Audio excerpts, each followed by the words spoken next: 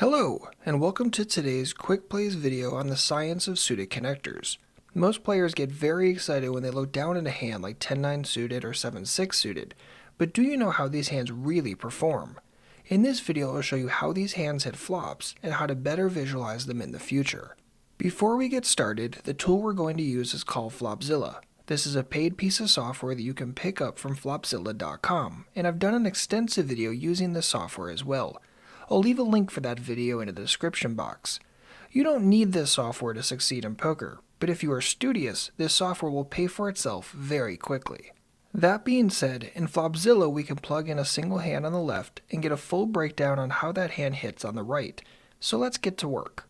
To start, let's plug in 7-6 suited on the left. Let's spend a minute and see how it hits the flop using the output on the right. We notice that it smashes the flop with 2 pair or better roughly 5.5% of the time. Many players make the mistake of thinking a hand like this smashes the flop a lot more often, but the reality is quite different. A hand like 7-6 suited also flops some pairs, although not many top pairs at only 4%. Notice that when 7-6 suited flops a pair, it's usually a second or third pair, and it does that almost 25% of the time. This makes sense though. It's not a very high suited connector, and thus when it pairs it's usually going to be a weaker one. This actually presents a major issue for players who haven't solidified their post-flop strategy yet.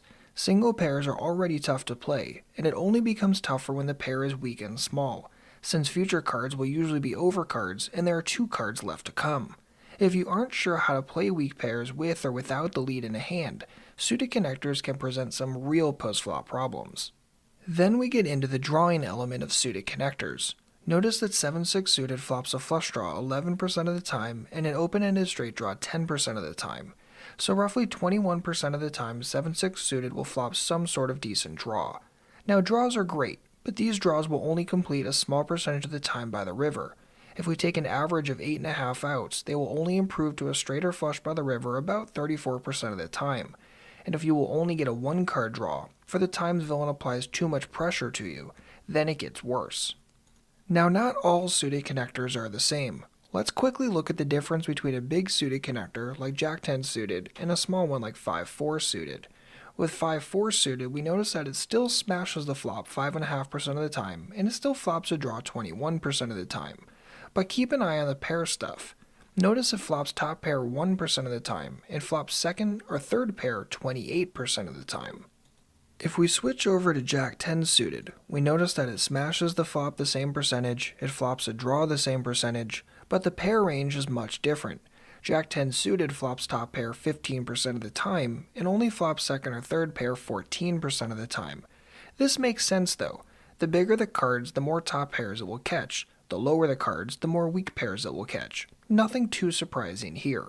But think for a moment about the draws. When a small suited connector flops a draw, it isn't as likely to have overcards to the board that it can use to improve to a winning pair on future streets. On the contrary, a hand like Jack-10 suited can easily flop a draw with overcards that can turn or river winnable pairs. So the bigger suited connectors gain an equity boost going into the turn and river. And even think about how the hands perform when they miss, flopping no pair or draw. Bigger suited connectors again have the higher chance of flopping overcards that can then pick up equity on the turn, a winnable pair, etc. Smaller suited connectors don't have nearly the same level of luxury. And you can use the same logic with gut shots. I'd much rather have a gut shot with 2 overcards than a gut shot with 2 unders. So far, I haven't mentioned whether we had the lead and opened a suited connector, 3-bet one, or just called an open raise with one. Regardless of the action you take pre-flop, your hand will still hit flops at almost the exact same percentage. But one thing to consider is that if you open a suited connector and villain calls, your equity will differ versus you calling a suited connector against villain's open raise.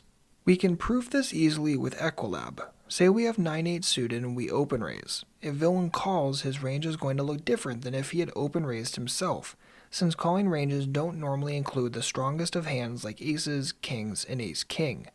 So if we assume that villain were going to call a range that looked something like this, then we can go OK, evaluate, and notice that we have 43% equity. Now this is hot-cold equity, meaning that it assumes we'll always get to showdown. It's not perfect by any stretch, but it's a starting point and will exemplify what I'm trying to show you. If we change the range and face a raise from villain while holding 9-8 suited, and give him a range that looks something like deuces plus, ace jack plus, king queen, go to OK and evaluate, you notice our equity drops down to 38%.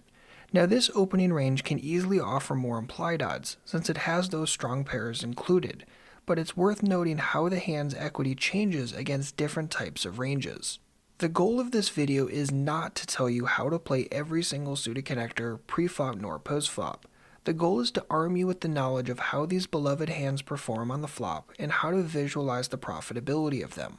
They still miss the flop about 2/3 of the time on average, but knowing that they smash the flop only about 5.5% of the time and that they hit decent draws about 21% of the time is helpful information. As always, knowledge is power. Understand not only how the hand actually hits, but how you can use these hands to your advantage. Are you confident that you can play the draws well? Are you confident that you can play the tough pairs well post-flop? Are you confident that you can float the hands well when they flop nothing more than a backdoor draw? If not, you may want to reconsider how often you get involved with these hands pre-flop. Same as always, if you have any questions, please don't hesitate to ask. Otherwise, good luck and happy grinding.